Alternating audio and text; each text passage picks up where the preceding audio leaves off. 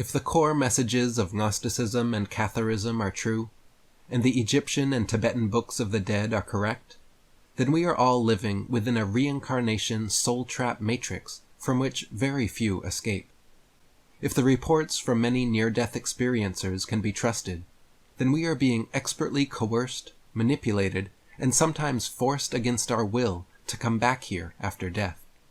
And if Robert Monroe was right, then Earth is a giant loosh farm, with human suffering and other negative emotions being the main crop harvested. This bleak outlook, painted by these various sources, is also echoed in many world religions. For example, the iconic image of the Bhava Chakra, or Wheel of Life, in Buddhism, depicts all of human life happening within the jowls and grips of Yama, the Lord of Death. 4 concentric circles show how we are trapped within a reincarnation cycle. The pig, rooster, and snake in the inner circle represent the 3 poisons: ignorance, attachment, and aversion. These 3 poisons give rise to positive and negative actions, which result in the light and dark karmic manifestations shown in the 2nd circle. Karma then gives rise to the 6 realms of suffering depicted in the 3rd circle. And finally, the 4th circle symbolizes the 12 links of dependent origination, showing how the poisons, karma, and suffering all cause inevitable reincarnation. Importantly, also shown in the picture is the moon, which represents liberation from the reincarnation cycle, and Buddha pointing to the moon, which indicates that our liberation is possible. The Hindu religion also maintains that we are trapped within a reincarnation cycle created by the god Brahma. The Vedas describe this world, our bodies, and all of physical creation as Maya, meaning a trick or an illusion created by Brahma. Within each of us exists an Atman, or soul essence, which discards and acquires new bodies the same way we throw away old and buy new clothes. In this view, the physical world perceived by the senses is actually the greatest obstacle separating us from true reality, and the goal of human life is to achieve moksha, or kavalya, meaning emancipation or liberation from the cycle of birth and death. Even the 3 Abrahamic religions of Judaism, Christianity, and Islam are sending a similar, albeit more cryptic version of this message. They don't feature reincarnation or claim physical reality to be illusory, but do view Earth as a fallen realm, and not the kind of paradise one would truly wish to inhabit. Humans are viewed as inherently sinful beings, and Earth serves as a kind of mediocre purgatory for our souls, not nearly as good as heaven, and not nearly as bad as hell. Depending on our beliefs and/or works during this life, we are judged, and if positively so, our souls ascend to a heavenly afterlife, never to return here again. One commonality found in all of these religions is the notion that we are imperfect souls trapped in an imperfect realm, but with the ability to escape and transcend to something somewhere better. Earth is never presented as our true home or the best place to be, but rather as a temporary prison or school where we must first purge our sins or karma.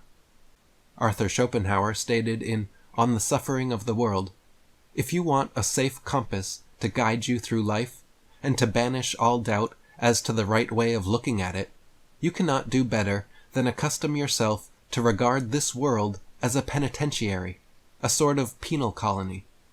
I refer not to my own philosophy alone, but to the wisdom of all ages, as expressed in Brahmanism and Buddhism, and in the sayings of Greek philosophers like Empedocles and Pythagoras, as also by Cicero in his remark that the wise men of old used to teach that we came into this world to pay the penalty of crime committed in another state of existence, a doctrine which formed part of the initiation into the mysteries.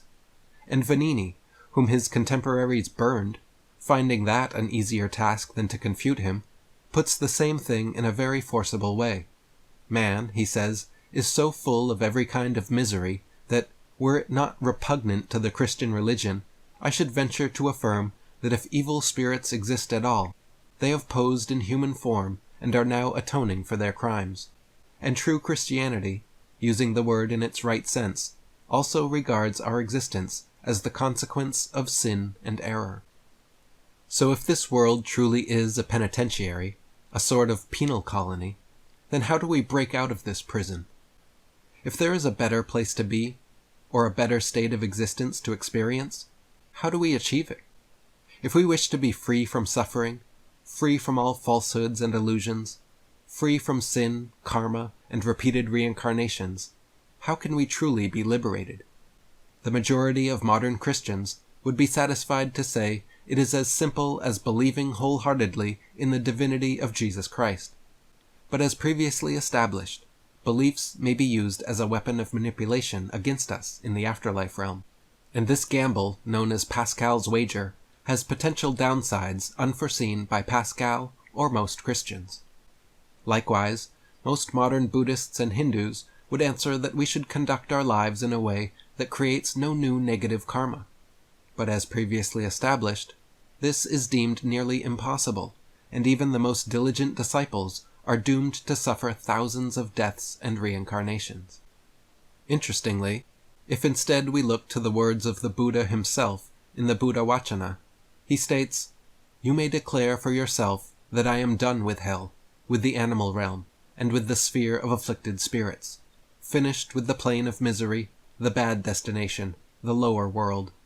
I am a stream enterer, no longer subject to rebirth in the lower world, fixed in destiny, heading for enlightenment." In other words, he is saying what is really necessary for us to transcend this soul trap is true intention and conviction.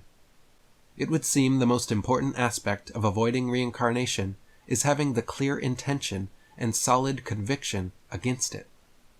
It makes sense that karma, material desires, and attachments would play a part in luring us back into body. But if our intention never to return is strong enough, it should outweigh any material desires or attachments trying to bring us back. In addition to this, something else that would seem incredibly important is having full faith and complete confidence in our own innate authority. Almost every near-death experience involves some kind of angel, demon, god, alien, spirit guide, deceased relative, or other light being appearing and introducing itself as an afterlife authority figure. Why should we believe or trust in the imposed authority taken and information given by these beings? If and when I find myself in a mysterious new afterlife realm, I would much rather travel to and fro, learning things on my own, than be led around and lectured by an appointed tour guide. I would rather trust my own instincts and intuition, remaining skeptical and suspicious of new people and places. Blindly believing strangers isn't advised in this life, and isn't something that sounds advantageous in the afterlife. Many near-death experiences also feature a life review and judgment scene presided over by these beings, as explained in the Egyptian and Tibetan books of the dead. Most people report just passively watching the entire life review and accepting whatever judgments were made about them. But why should we accept the judgments of anyone outside ourselves? Why should we even agree to watching a life review with these judgmental beings? Why not instead opt for polite non-compliance? If a being wants to be your afterlife tour guide, just respectfully decline the offer. If the being starts giving you unsolicited information about the afterlife realm, just nod, smile, and remain skeptical. If they want to watch your life review with you, again, politely decline and see what happens. If these beings are as benevolent as they attempt to appear, your respectful refusal of their requests shouldn't be a problem. The whole trick seems predicated on the fact that these entities need our consent to send us back into body.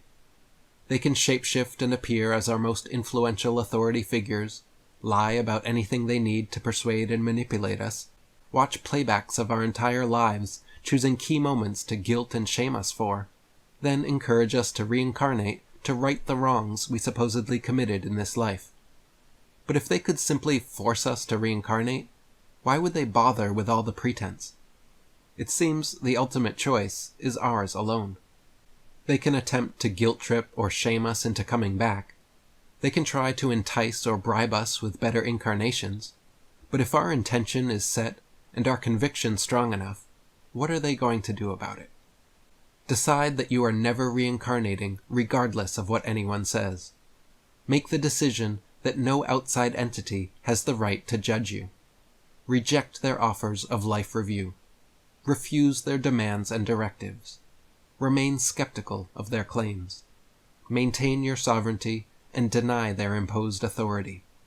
Set your intent on ultimate truth and let everything false fall away. Howdy Mikowski wrote, "One of the things many NDEs present is that the beings we encounter claim to have some sort of an authority over us, and that one should be in both fear and awe of them. This is likely the main reason one is programmed since birth to respect authority and to never question it. You don't discuss or deal with these entities. You must be rooted in your divine spark. You go past them by dissolving them, and as such, seeing that everything they are and present are manipulated lies, that they have no authority over anything that comes from outside the matrix. Those who allow such judgment to take place are abdicating their own authority. We have to drop the idea that anyone or anything is above us or has the authority to judge us. Only the divine spark within can do that, and the divine spark never judges." And Isabella Green wrote, "Know that you have a different choice. Decide on your choice while still alive. Make a strong agreement with yourself. Stand your ground. No one yields any power over your decisions for yourself. No matter how mighty that authority might seem to you, you do not need any authority to give you permission. This is very important for you to know. Own your power to decide and execute your choices for yourself in all areas of your experience, and you will be sovereign and free."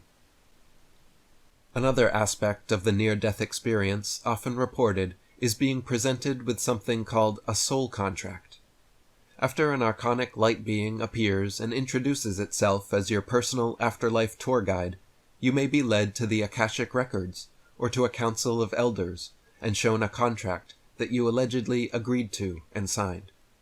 These soul contracts are then offered up as evidence to prove that whatever has happened or will happen to you during your many incarnations on Earth was already contractually agreed upon. For example, from the Near-Death Experience Research Foundation, Matt S. said, "I was made aware that there were things that I had contracted to do that were still undone, which was confirmation to me of reincarnation and contractual incarnation, that we pick our lives." Chantal L. remembers being made to feel like a failure for not accomplishing her contracted life mission. She stated, "We ask to be born, and we enter into a contract. We come to Earth with a purpose. On the other side, it is all that matters. Did we accomplish that mission or not?" This insistence that we have some important, incomplete life mission is one of the main reasons cited for being sent back into body after a near-death experience. Chantal and others report that everyone signs these contracts before being born, and in them are key people, places, events, and missions to be included in your life script. Rachel E. said, "We enter a contract with God, and the terms and conditions include difficulties, challenges, and definite hardships. That is the experience we all signed up for." Thinking critically about this for a moment raises some serious questions. If the terms and conditions for incarnating on Earth include difficulties, challenges, and definite hardships, along with ambiguous missions to complete during our lifetimes, and the penalty for anything short of absolute perfection is hundreds or thousands of forced reincarnations and memory wipes, who in their right mind would sign such a contract? If our memories are erased before each incarnation, how and why should we trust or believe that we even signed such contracts in the first place?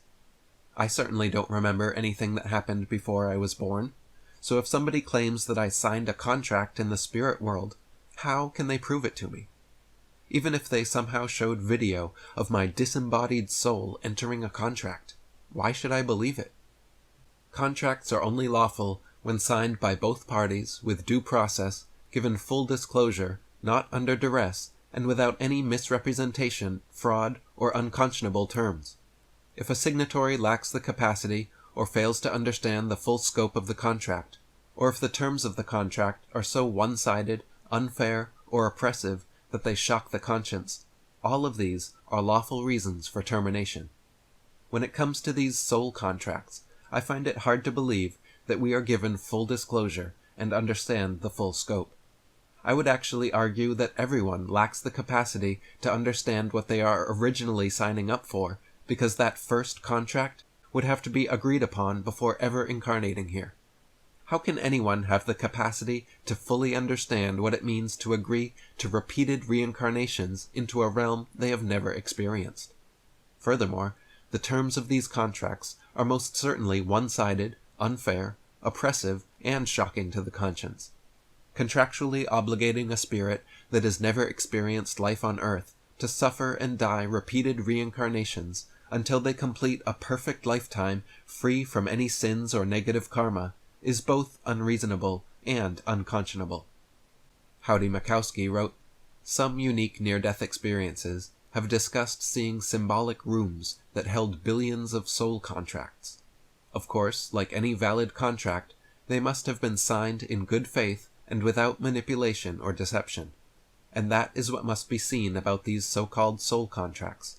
No matter how these beings try to enforce these agreements, they are not valid due to the many layers of deception, lies, and pressure put into them.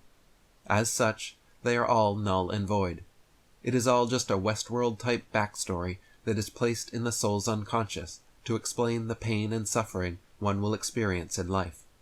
The contracts are as fictional as everything else in the Matrix. They will only exist because we have been tricked to believe them." Wayne Bush wrote, "According to a guest I interviewed who met the demiurge, we all signed a contract. Some other near-death experiencers mention it too. I'm sure that is one of their biggest ploys. One thing I wondered about, though, is those who say they adamantly refused to come back to Earth, but were sent back against their will anyway.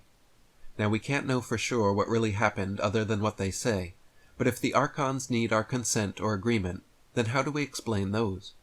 Maybe that's why some near-death experiencers say we make contracts and agreements before coming into our lives, and the Archons use those, if unfulfilled, and they can always find one thing we didn't do or fulfill, to send us back. I think the contracts expire at our death, but just in case a promise extends past death, we need to revoke these contracts. They will surely use guilt and shaming tactics to get you to renegotiate. They will show you highlights of a life that looks enticing, but just remember the pain and suffering that can be endured. Don't let them manipulate you. You sin the second you are born and consume other life. You can never not sin and be born into a body. You will not be allowed to remember all of the soul contracts that you have made, but you can revoke them, since you are a sovereign being, a divine spark of God, and were duped into making them. This is another reason we must be careful about praying to any entity outside of ourselves. If we spend our lifetimes praying to something or someone else, whether for protection, to grant our wishes, or any other reason, then that puts us in its debt. These shape-shifting astral beings, or the demiurge itself, could leverage our prayers against us in the afterlife, insisting we now owed them. Any entity that claimed to be the one who answered our prayers would possess significant power over us.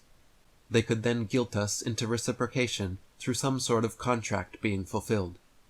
For this reason, it is crucial while we are still alive to intentionally and adamantly revoke any and all soul contracts. I recommend creating a personalized contract termination ceremony where you write and then verbalize your revocation aloud. For example, you could recite, "I am a sovereign being. No entity has any authority over me but myself. I hereby revoke any and all previous soul contracts or agreements. I have no memory of entering into any such contracts or agreements, but suspect I may have intentionally had my memories erased before incarnation. If it is ever claimed that I willingly entered into a contract, but then subsequently had my memory erased, that would constitute fraud, misrepresentation, and violate the necessity of full disclosure. It is impossible to convince me that I would ever consent to a complete memory wipe, which makes any contractual obligation after such a process null and void. Furthermore, any prayers, wishes, or requests that I have made throughout my lifetime to God or any other entity are not to have any consequences or strings attached for being granted. If I was assisted and my prayers answered, I give my honest and sincere gratitude, but refuse to accept any imposed contracts or agreements as a result. I am solely in charge of my soul's destiny and decisions. I declare all previous contracts and agreements made with all beings in all dimensions obsolete. Lastly, the revocation of soul contracts and agreements must extend to any made during this lifetime as well. Many friends, family, or lovers make vows and promises to each other which may prevent them from ever leaving the reincarnation cycle. For instance, people will often swear to come back for you in the next life, or promise to be together for all eternity. And these are exactly the kind of memories brought up during the life review to guilt and shame us into reincarnating. We must be careful not to make these kinds of statements while on our deathbeds or during such intense emotional moments. We may promise to love people for as long as we live, but once we die, all bets should be off so that our souls may remain unbound and free. Isabella Green wrote, "If you plan to get out of the reincarnation cycle, I recommend having closure with family and love connections before you are ready to pass. This does not mean to stop loving them while you are still alive. On the contrary, love with all your might, right there and then, but pay attention not to make any promises to come back for a loved one, or to follow them across time and incarnations. If such vows have already been made, take steps to revoke these vows, and to release yourself in your heart from any such promises. Complete your love agreements within the lifetime you consider or want to be your final incarnation on earth. Be ready to depart with a clear heart that cannot be either guilted or seduced."